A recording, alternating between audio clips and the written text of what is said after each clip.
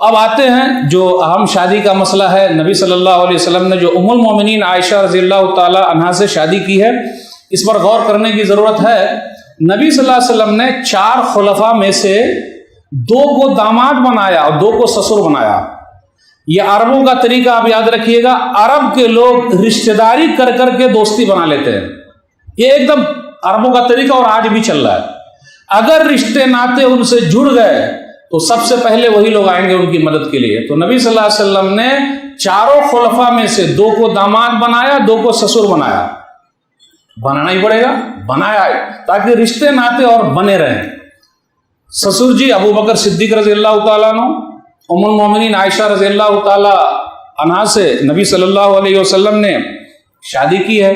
پھر اسی طریقے سے 6 سال کی تھی تو نکاح ہوا، 9 سال کی عمر میں جو ہے وہ رخصتی ہوئی۔ اس پر غور کرنے کی ضرورت ہے۔ صحیح بخاری کتاب مناقب الانصار حدیث نمبر 3894، صحیح مسلم کتاب النکاح حدیث نمبر 1422، ام المومنین عائشہ رضی اللہ تعالیٰ عنہ کہتی ہیں تزوجنی النبی صلی اللہ علیہ وسلم وانا بنت 6 سنین وبنا بی وانا بنت 9 سنین۔ 6 سال کی عمر میں نکاح ہوا، 9 سال کی عمر میں رخصتی ہوئی۔ اب یہاں سوال ہے، 3 سال رخصتی میں رکے نبی صلی اللہ علیہ وسلم، کاہے رکے؟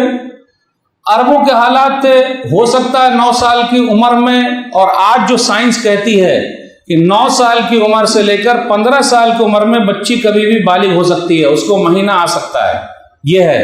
تو نبی صلی اللہ علیہ وسلم جو 3 سال رکے تو کیوں رکے؟ ایک سوالیہ نشان ہے۔ ابو بکر صدیق رضی اللہ تعالیٰ عنہ کو اعتراض نہیں ہے، ان کی بیوی کو اعتراض نہیں ہے، ان کی بیٹی کو اعتراض نہیں ہے، لیکن آج کل کی بیٹیوں کو کیسے اعتراض ہو رہا ہے؟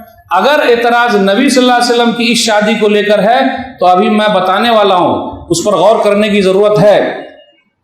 نبی صلی اللہ علیہ وسلم نے ام المومنین عائشہ رضی اللہ تعالیٰ عنہ سے شادی کی۔ نبی صلی اللہ علیہ وسلم کو خواب میں دکھایا گیا۔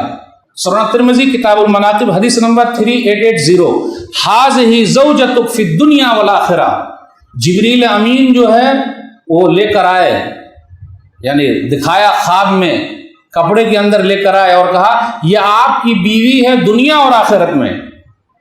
تو اللہ کا حکم ہے، اللہ کی پسند ہے تو ہم چلتے ہیں بھائی۔ جب اللہ کی پسند تو رسول اللہ صلی اللہ علیہ وسلم کی پسند، ہم مسلمانوں کی پسند، تو کسی کو اعتراض کرنے کا کیا حق ہے؟ کوئی اعتراض نہ کرے۔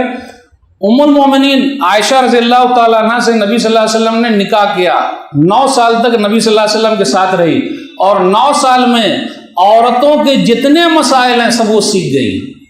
تو اسلام تو قیامت تک کے لیے ہے، عورتوں کے مسائل سیکھتا کون؟ بتاتے کون؟ مرد لوگ تو پورا سیکھ نہیں پائیں گے۔ میاں بیوی کے تعلقات کے بارے میں یہ سب، اور خاص طور پر وہی عورت بتا سکتی ہے جو دوسرا اثر نہ ہو کسی اور کا، تو یہ خالص نبی صلی اللہ علیہ وسلم کے ساتھ ہے۔ تو 2210 حدیثیں ان سے مروی ہے، 2210۔ تو امت کا ایک آدھا، امت کا پورا آدھا عورتوں کا ہے، عورتوں کے پورے مسائل انہی سے آئے ہوئے ہیں۔ تو دینی تعلیم کو قیامت تک پہنچانے کے لیے صحابہ کرام جب مسئلے مسائل میں پھنس جاتے تھے تو ان سے سیکھنے جاتے تھے، ان سے ہی پوچھتے تھے۔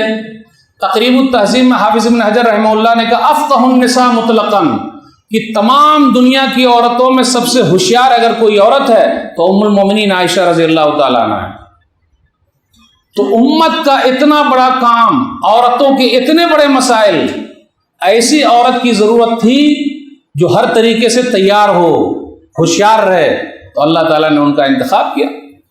پھر اسی طریقے سے نبی صلی اللہ علیہ وسلم کے گزرنے کے بعد وہ 48 سال تک زندہ رہیں، اور امت کی عورتوں کو اور مردوں کو بھی بتاتی رہی مسئلے مسائل۔ تو امت کا فائدہ یا نقصان؟ تو اس شادی سے ہماری عورتوں کے لیے، ہم اسلام کو مانتے ہیں، ہم مسلمان ہیں، پورے مسئلے مسائل انہی سے ہم کو ملے ہوئے ہیں، تو ہم کو تو کوئی اعتراض نہیں ہے، دوسرے کو کوئی اعتراض؟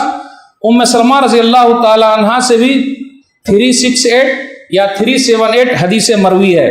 تو پتہ یہ چلا کہ نبی صلی اللہ علیہ وسلم نے دینی تعلیم کے لیے، مسئلے مسائل بتانے کے لیے اس طریقے سے شادی کی ہے۔